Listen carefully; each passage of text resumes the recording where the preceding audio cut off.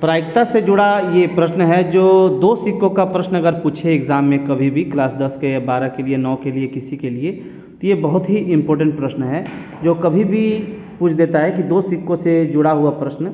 तो इन 7 कंडीशन में से किसी एक कंडीशन पर ज़रूर आपका प्रश्न आएगा, इससे आउट ऑफ सिलेबस नहीं आता है, इन्हीं से जुड़ा हुआ रहता है। जैसे पहला प्रश्न है कि 2 चित, अगर मान लीजिए 2 सिक्के को उछालते हैं तो कह देगा कि 2 चित आने की संभावना।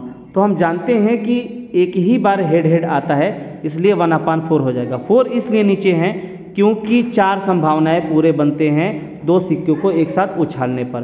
तो बाकी कंडीशन आप देख सकते हैं। अगर एक चित पूछे तो हम जानते हैं कि चित का मतलब क्या होता है कि आपका यहाँ पर हेड होता है।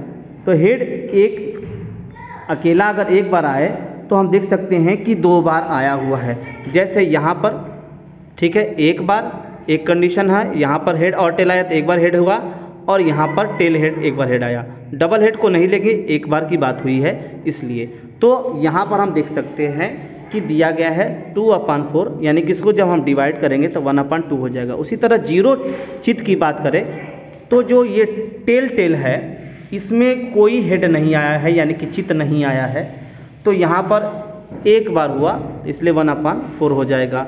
अगर पूछ देगा कि कम से कम एक पट, ऐसा बोल दे, कम से कम एक पट, कम से कम एक चित, अधिक से अधिक एक चित पट, अधिक से अधिक एक चित, ऐसा प्रश्न अगर जुड़ा हुआ कम से कम या अधिक से अधिक, तो कोई बिना सोचे 3/4 डायरेक्ट लिख दीजिएगा, उसको सोचने की जरूरत नहीं है। तो इसी तरह से आपका प्रश्न एग्जाम में आता है 2 सिक्कों से जुड़ा हुआ।